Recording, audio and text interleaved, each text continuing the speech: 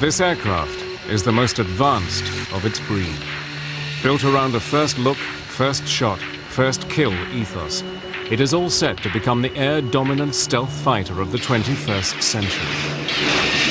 The Raptor is a killing machine, just like the name implies. As deadly as it looks, it's even more deadly when it gets out there and does its job. Deadly and undetectable at long range, this breathtaking fifth-generation fighter blends unmatched dogfighting with precision strike ground attack capabilities.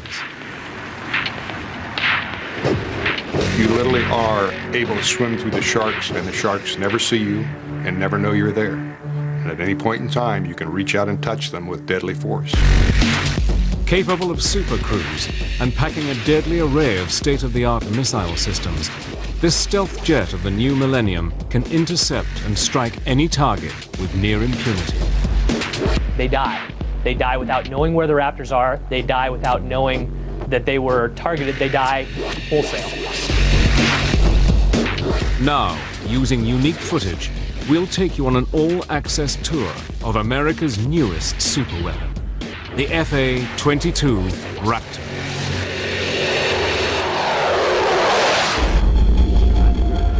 (1981). In his first press conference as chief executive of the United States, Ronald Wilson Reagan offered a deal to the Soviet leader Leonid Brezhnev. If Soviet SS-20 missiles aimed at Western Europe were removed, America would not deploy its Pershing II cruise missiles to counter the threat. Throughout the 1960s and 70s, the Soviets developed different missiles to attack in different altitude bands. You couldn't fly under the missile threat. You couldn't fly over the missile threat. You had to deal with the missile threat. One way to do that is to make suppression of enemy air defense, that is, destroying the missile sites and the radars, the most important mission for the Air Force. By the 1970s, air superiority had re-emerged as a top priority, and the US Air Force committed to building its first pure air superiority fighter, an aircraft that would eventually become the F-15 Eagle.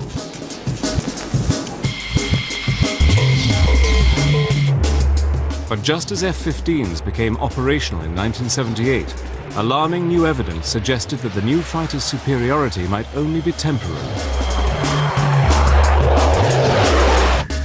US reconnaissance satellites passing over a Soviet flight test center north of Moscow discover new Soviet fighters being tested. One was the agile fighter, the Mikoyan MiG-29, but the other came as a huge shock to Western analysts. It was bigger than the F-15 and far bigger than any previous Soviet-built fighter, the Sukhoi T-10 prototype. At that time, the Soviet Union initiated some very aggressive programs to come up with counters. And both Mikoyan and Sukhoi, both those design bureaus, initiated new aircraft development efforts. And it appeared that they were on a track that would field some very advanced fighters.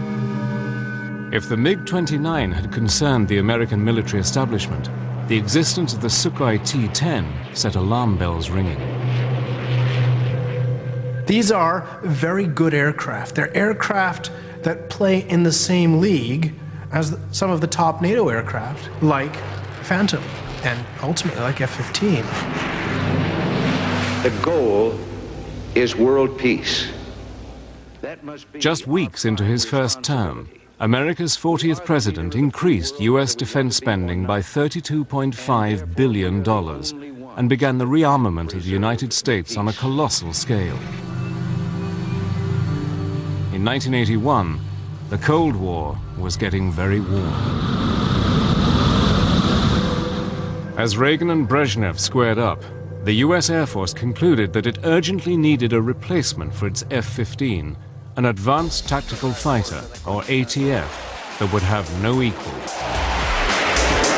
As American planners start to develop the concept of air-land battle to fight World War III, the US Air Force starts to think about the kind of equipment it wants to have when it comes time to fight the war.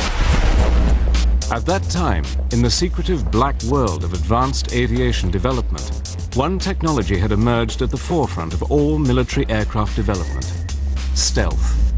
During that period, the late 1970s, of course, in what we call the black world, in the world of secret programs, there was a great effort going on to come up with counters to these new Soviet weapon systems that could enable us to knock out their SAM system. And that, of course, led to the development of the F-117. Analysis of air-to-air combat in Vietnam, called the Red Baron study, had kick-started the race for stealth. An operational analysis study showed that in Vietnam that most aircraft were killed by other aircraft that they hadn't seen. So from this you get the idea that if the aircraft isn't seen, it has a tremendous advantage. Air combat data from World War II and Korea had reinforced this need for invisibility. So from this, in a process of operational analysis, the U.S. Air Force learns that what you really need to do is be invisible to the enemy. And that means that an aircraft is designed to be as near as possible invisible to an enemy fighter aircraft. Its geometry is designed to give it a very low profile, that is to make it very invisible to an oncoming fighter aircraft using high-frequency fighter aircraft radar. The principle of stealth technology is to literally make an aeroplane invisible to the enemy. An aircraft's shape must reflect incoming radio waves away from the enemy radar, rather than towards it. To further increase low observable characteristics, an aeroplane is then covered in materials that absorb radar signals, further reducing its visibility on a radar screen. Stealth doesn't mean invisible. It just means less visible. Operational analysis shows that if you apply certain computer models to air-to-air combat, the more stealthy aircraft, the one that's harder to see, is likelier to win.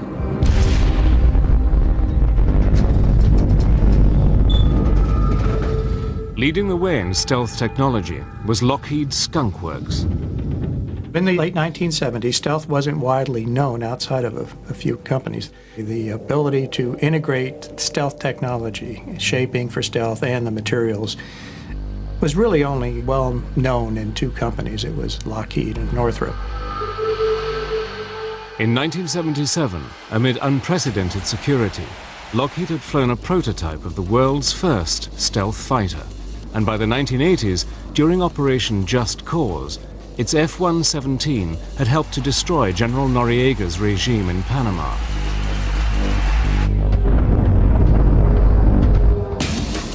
Now, the US Air Force decided that any new fighter must incorporate stealth technology and identified two other areas in which a future air superiority fighter should excel.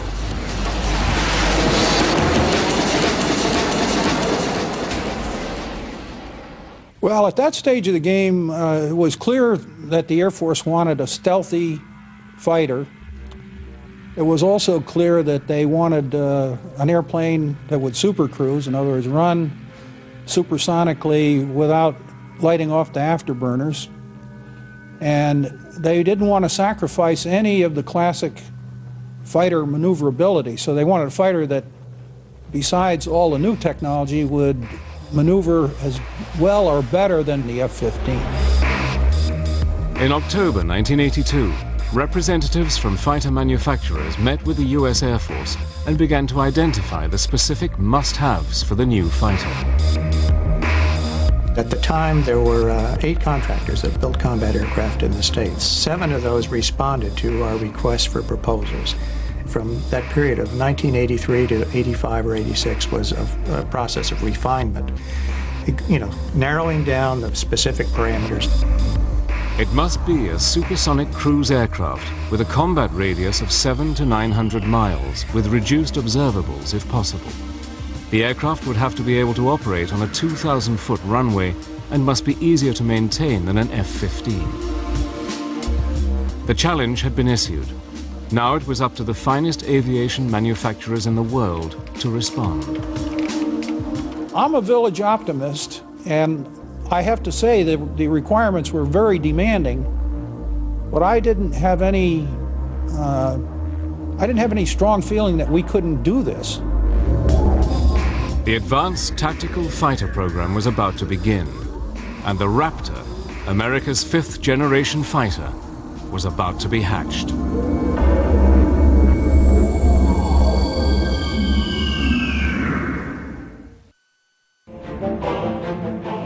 By 1983, US-Soviet relations had reached a new low.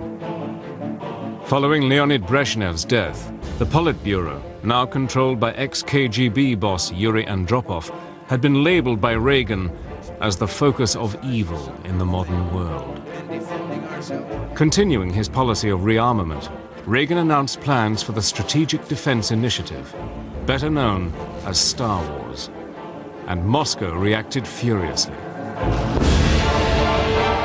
Попытки Вашингтона оправдать эти наращивания, которые американцы якобы должны наверстывать, это и мыслители.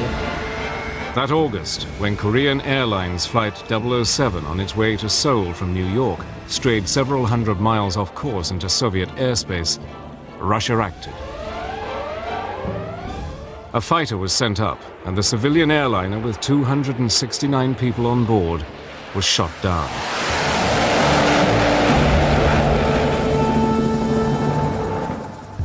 The shooting down of KAL 007 sent shockwaves around the world, straining international relations almost to breaking point.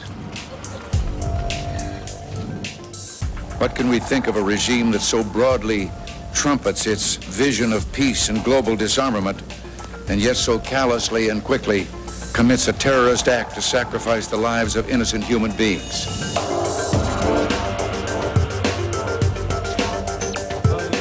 Reagan's reaction to the crisis strengthened US conviction that stealth would now be the prime requirement for America's new fighter.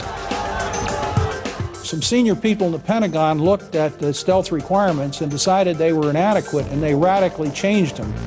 So stealth became a really major, dominant requirement in the program. In this politically charged climate, the US Air Force created its Advanced Tactical Fighter, or ATF, System Program Office. Based at Wright-Patterson Air Force Base in Ohio, Colonel Albert C. Picarillo is placed in charge of the division. One of the things we really wanted was the ability to leverage stealth in a high-performance fighter. And we also wanted this high-performance fighter to still be capable of good close-in, within visual range maneuvering capability. In fact, we wanted more than just existing capability in some areas. The manufacturers are invited to submit concepts for an aircraft with an operational radius of 800 miles, enough to allow it to operate over the entire central region of Europe from bases in central England. It should have low observable characteristics and be able to cruise at Mach 1.5 for an astonishing 600 miles. We weren't building an airplane for the 1990s, although that was what we were trying to do. We were really building a fighter for the 21st century that could take on all of the advanced threats that the Soviet Union was likely to throw at us. All of the teams would have their work cut out for them, but importantly, the military added another complicating factor. At the end of the concept demonstration phase, the decision was made by the Air Force to launch a demonstration validation phase of the program that would involve building 2 flight demonstrators, YF-type airplanes, that would then be evaluated. They didn't have to have full armament, they didn't have to have avionics, they didn't have to have stealth coatings, but essentially they were going to go out and show us what you can do. But building prototype aircraft is expensive, and no one manufacturer could afford it on their own. They all know that they must invest so much money in developing that if they don't get the contract, they're going to be so out of pocket, it's going to hurt the company badly. We in Lockheed made a policy decision at the CEO level that we would seek teaming. So the bottom line is we ended up deciding that we would team with Boeing and General Dynamics Fort Worth. Each manufacturer would submit a design for the Demonstration Valuation, or DEMVAL, competition, but had agreed that the winning company would be the prime contractor and its partners subcontracted to produce major components. Everybody's investment will be at least partly repaid because everybody gets a piece of the action. 7 designs for the Air Force competition were submitted for final evaluation. All of the 7 contractors came in with designs that were very feasible, and that could have been built. The question was, which were the best, and then how did we determine that they really were good enough? 2 manufacturers with strong experience in stealth technology, Northrop with its B-2 and Lockheed with its F-117, lead the way. Northrop's Advanced Tactical Fighter, or ATF design, was for an alien-looking aircraft with diamond planform wings and huge V-tails. It was a design that stressed speed and stealth. Northrop came in with an airplane that really, from the very beginning, looked just like the YF-23 that eventually was built and flown. Lockheed's entry echoed that of the F-117. Its vectored thrust, arrowhead shape, trapezoidal wings, and 4 tails ensured that the aircraft would be maneuverable. The fact was that Lockheed and Northrop had significant advantages in the fact that they had built stealth aircraft and flown them. There's a big credibility factor there. On October the 31st, 1986, both Lockheed and Northrop's ATF designs were declared the winners of the competition. Under the terms of the DEMVAL competition, each team would build 2 aircraft. At the end of the process, one of 2 designs would become America's new advanced tactical fighter. Costing billions of dollars, the new fighter would make a technological leap into the 21st century. Just 9 months after being selected to build 2 demonstration valuation fighters for the US Air Force, Lockheed shocked everyone and scrapped its original design. In July of '87, we looked at our design at that time, and we looked at what we thought it would weigh and how it would perform. And with no input from the Air Force, we decided to start over. So between July 13th of '87 and mid-October that year, basically that's where the F-22 came into the world. In a hectic 3-month process, with help from its partners, Lockheed produced a completely different configuration, with a clipped delta wing. We changed to clipped diamond wings, which gave us almost the same aerodynamic performance, but a lot lower structural weight. We did the same thing with the trapezoidal horizontal tails, and the same thing with the verticals. Over the next 4 years, at a cost of just over $2 billion, America's tactical fighter competition became the largest program of its kind. And in 1990, just months after the disintegration of the Soviet Union, the shapes of the 2 rival designs were finally unveiled. And now, ladies and gentlemen, I proudly present to you the YF-22A, prototype for U.S. air superiority in the 21st century.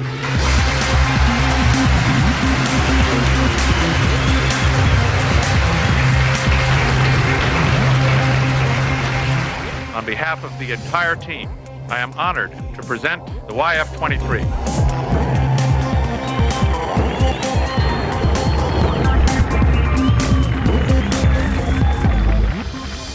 Northrop's version, called the YF-23, closely resembled its original design. Well, it was a most unusual looking aircraft, very futuristic. It had twin V-tails as opposed to what we call a cruciform, twin verticals and twin horizontals. It had a large trapezoidal wing, and it had a very slender shape when looked at from the edge-on view. In contrast, Lockheed's design, called the YF-22, seemed surprisingly conventional. with 4 tail surfaces, vectored thrust, a broad solid body, and a conventional wing. But unlike Lockheed's other stealth aircraft, the F-117, radar-absorbent materials were not applied over the whole of the FA-22, but used selectively on its edges, cavities, and crucial surface areas. You walk around the airplane, everywhere you look, what you see is something that's designed to do the job in the most efficient and effective way, and no wasted space, no wasted capability. It's truly an airplane that's intended and has been optimized for its job. The F-22 carries its weapons internally. 4 weapons bays are hidden in the central mid-body section. 6 missiles can be carried in the ventral bays, which are covered with bifold doors. The side bays will each hold 1 Sidewinder missile carried on a trapeze launcher. The mid-body section also houses the fighter's landing gear and complex inlet ducts. Right from day one on the F-22, we decided to put S-shaped inlet ducts on it. So the airplane is built with S-shaped inlet ducts so that there's no way a radar is ever seeing the forward face of the jet engine. Attached to the mid-body is the forebody, which accommodates the cockpit and advanced avionics. Both the YF-23 and the YF-22 are impressive-looking machines, but their performance still needs to be tested. The most crucial stage of the competition is still to come, the flight testing.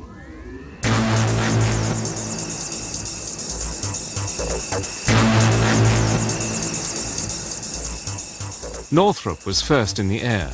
In August 1990, flown by Paul Metz, the YF-23 got airborne.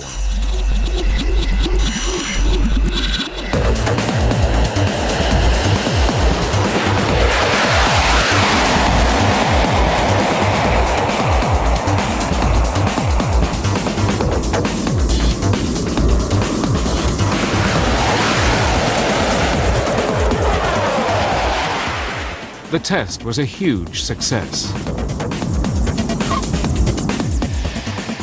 But Lockheed was quick to respond, and on September the 29th, at Edwards Air Force Base in California, Lockheed Chief Test Pilot Dave Ferguson prepared the Raptor for its maiden flight.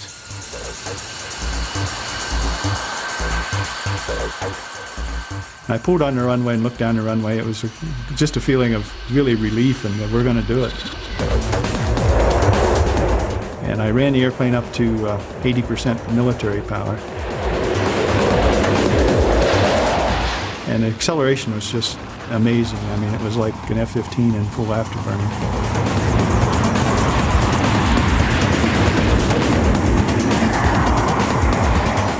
And I felt the only thing in this airplane that's ever flown before was me. And I think in the back of my mind I was saying, please fly, when I pulled the nose up, and it just lifted off.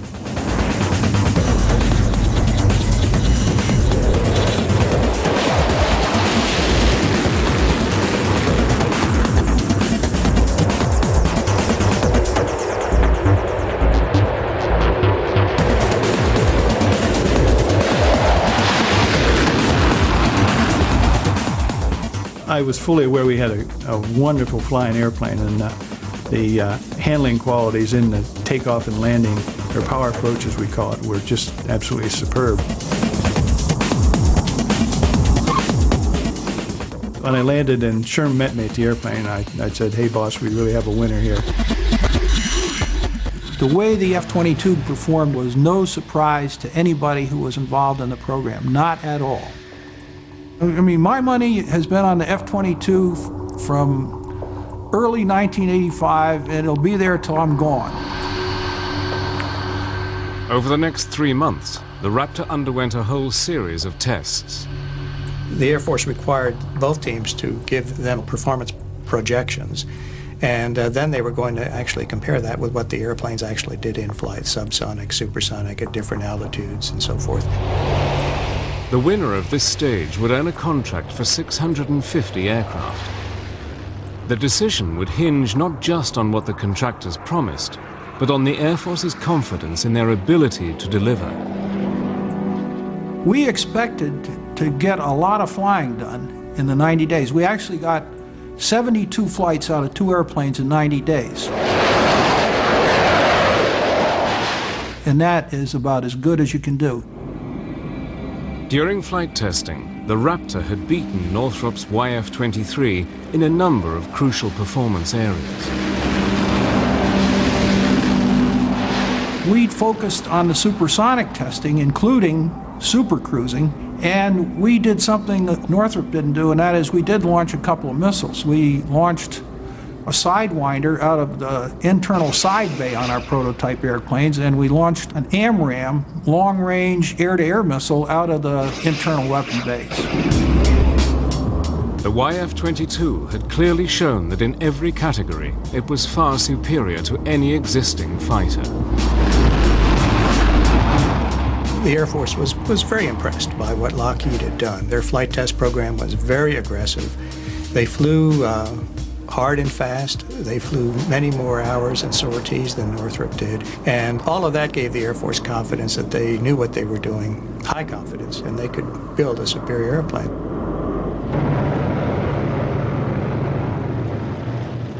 But it would be events in 1991 that would carve out the Raptor's future.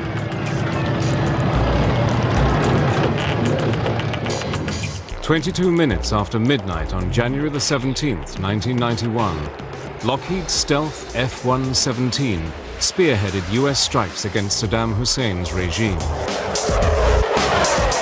The performance of Lockheed's stealth bombers during Operation Desert Storm would give the company and its aircraft some priceless publicity. I think clearly Lockheed was benefited in 1991 by the Gulf War, where the F-117 was a star performer. And there were skeptics of stealth, even as late as that. That had to be beneficial to the program. But another aircraft also emerged from the Gulf War with a glowing reputation.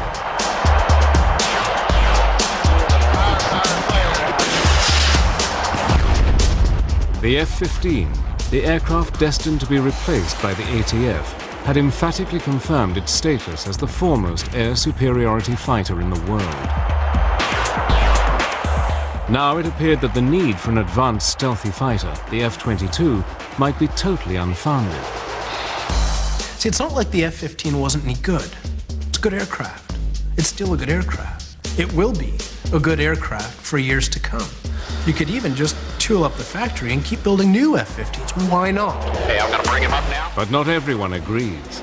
The big weakness in their argument is they are making a statement about world conditions today and what the threats are today. The real issue is what capability you want for 2025 or 2030. The people who say you don't need this, they think the world is not going to change in the next 20 years. And that is a hell of an assertion. By April 1991, bogged down by the F-15 debate, the US Air Force prepares to announce the winner of the Advanced Tactical Fighter contract. But would the Raptor emerge from the controversy unscathed?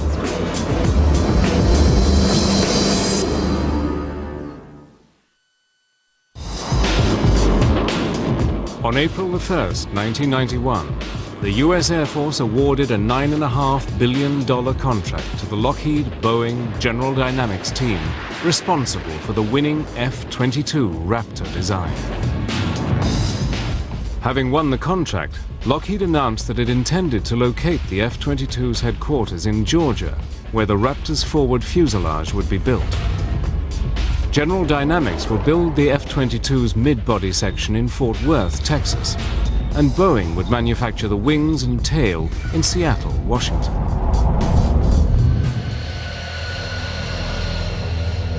But just 8 months after the contract was awarded, the program hit its first major snag. We lost one of the YF-22s. Fortunately, the test pilot, who's a good friend of mine then and now, walked away unharmed.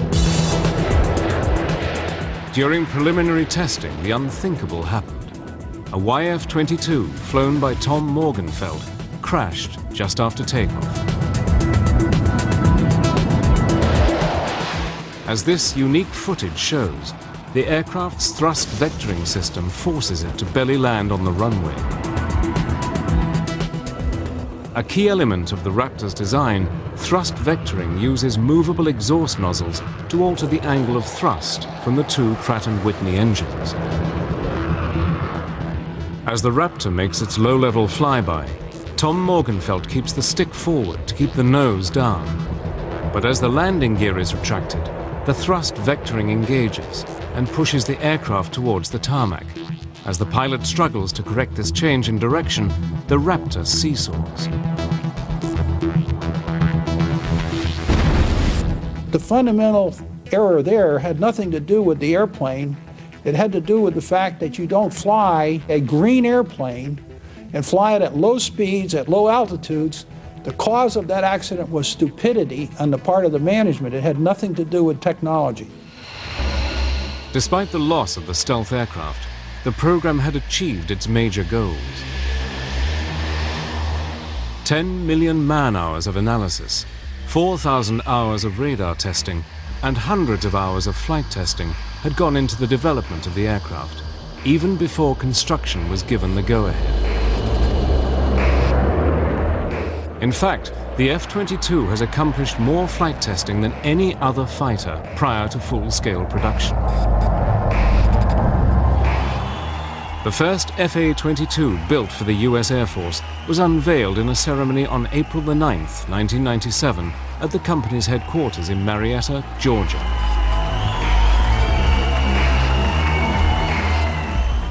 Now, Air Force pilots would get the opportunity to check out the new aircraft for themselves.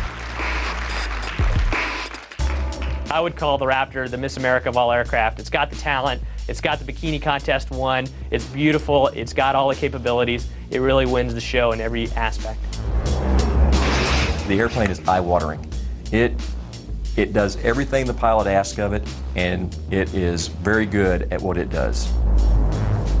First flown by the Air Force in 1997, pilots at Edwards Air Force Base have surpassed 2,000 flight test hours in more than 900 missions.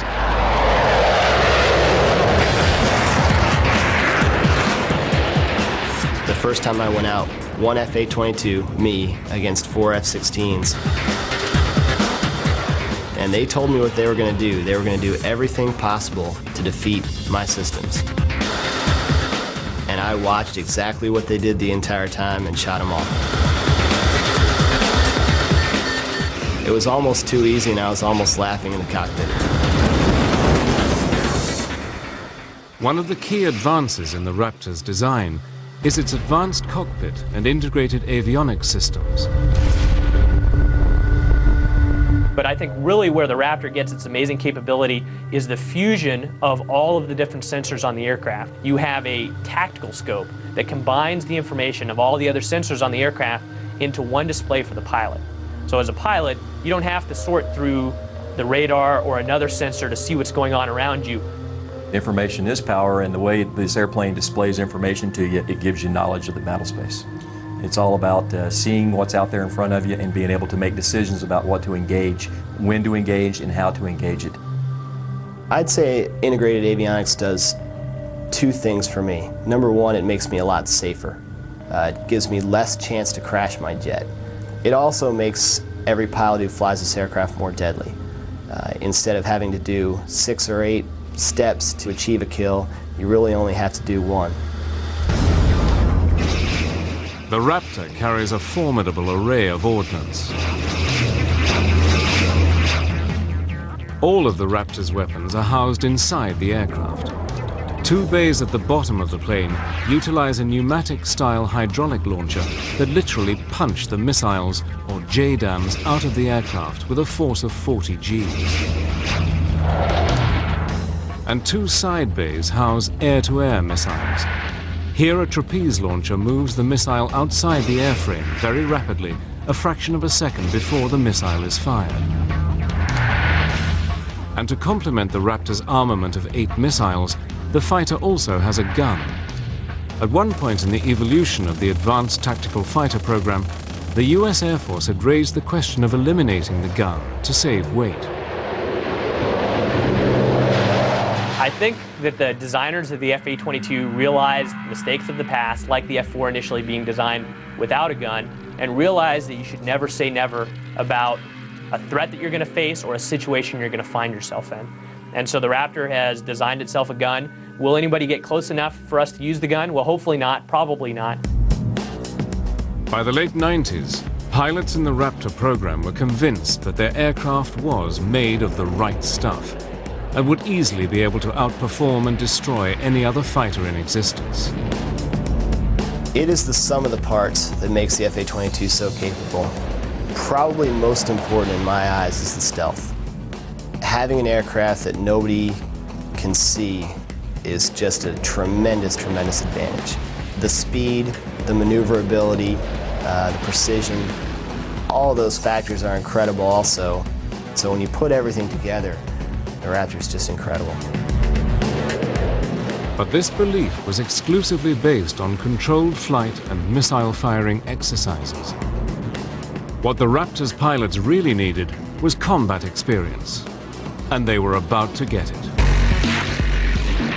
Before the FA-22 Raptor enters operational service with the US Air Force in the autumn of 2005, it will have completed thousands of hours of vigorous combat testing. But since Desert Storm, critics of the F-22 program claim that the F-15 Eagle, destined to be replaced by the Raptor, already has the attributes necessary to remain the world's preeminent air superiority fighter well into the new millennium.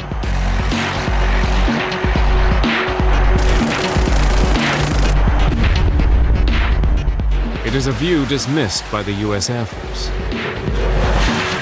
If you look at the F-15 and the F-18 and compare it with existing fighters that are sold around the world today, you'll find that today we're almost at parity.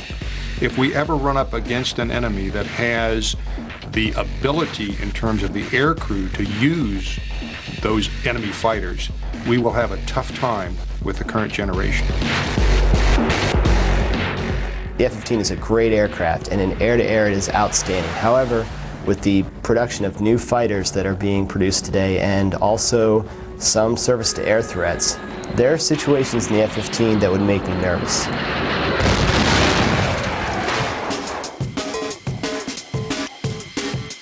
In March 2003, supporters of the F-15 got the opportunity to see whether or not the Eagle was still the best fighter in the sky.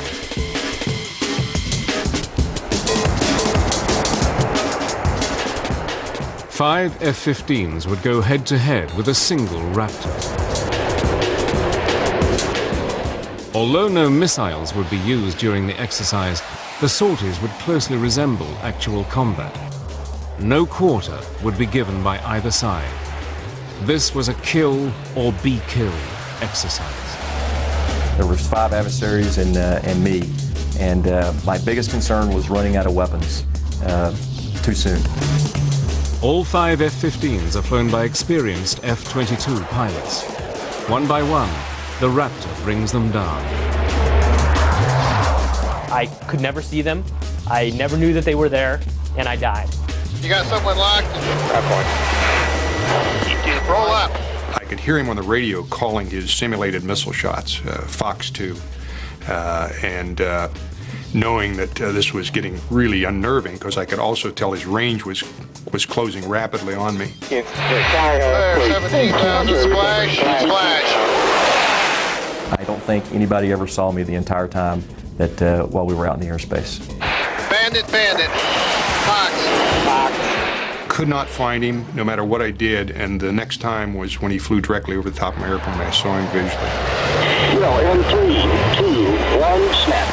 I know firsthand from flying the Raptor against other aircraft and flying other aircraft against the Raptor that it's like clubbing baby seals. It's so easy. The first indication you have that an F-A-22 is out in your area of responsibility is when you are in your parachute heading down towards Earth and your jet is falling a little bit faster than you are. In combat testing with F-15s, the FA-22 Raptor has emphatically proven its doubters wrong. There have been times when the Raptor has gone up 2 versus 8 against F-15s, and it ends up being boring for the adversaries because no matter what they do, they die. Having flown the F-15 and now having flown the Raptor and seen combat, I would not want to be on the receiving end of what the FA-22 is capable of. We will take on anything, any combination of the latest aircraft that we can throw at ourselves, and we usually win. To date, 27 FA-22 Raptors have been delivered to the U.S. Air Force and are in limited operation at Edwards, Nellis, and Tyndall Air Force bases. Many more will follow. The Air Force has agreed to a final production run of almost 300 aircraft. I think 300 FA-22s will tip the scales of any conflict in our favor. I think that any country who sees 300 FA-22s flying towards it has got to get a little nervous. Lockheed expects that a full production rate of 60 aircraft per year will have been achieved by the end of 2004. And with components and parts coming from 46 congressional states, the FA-22 is truly a national effort. Costing a massive $93 million each, the Raptor is certainly the world's most expensive fighter aircraft, but for many, it is money well spent. Yeah, this is something special. This was not like an F-15 on steroids or an F-16 on steroids. This was the real thing with a leap of technology that's orders of magnitude better than what we have now. The interesting thing about the F-22, though, is it is a fixed volume with an infinitely increasing ability in terms of its computer capabilities. If you think about the airplane, it has fixed holes in the sides of the fuselage where computers sit today. In the future, there will be more computer capacity that requires less power going in that same physical hole. So the FA-22, over the course of its life, will only become a more and more flexible and more potent machine as computer capacity increases. America's FA-22 Raptor was created out of the Cold War fear that Russian-made fighters would sweep aside the F-15. But the world has changed since the frigid days of the Cold War. The Soviet Union no longer exists, and the F-15 has more than earned the fear and respect it commands as the current frontline fighter for the U.S. Air Force. But the Raptor, Lockheed's FA-22, looks all set to carry U.S. Air Force doctrine well into the 21st century. I'd be terrified to go into the arena with something like that. I really would. I've been on the receiving end of it in testing and mentally translated myself to what if this was combat, and it is a unnerving and a disquieting feeling to fly in the same airspace with one of these airplanes. I would say that it's not fair to our enemies or even our own technology to fight against the Raptor, but the goal of war isn't fair, that we don't go into combat because we want a fair fight. We want to win as fast as possible with as little loss of life as possible. And the Raptor allows that to do that for generations to come. In today's changing world, there are few certainties. But the rule of the Raptor, America's air dominance fighter, over the skies, is one of them.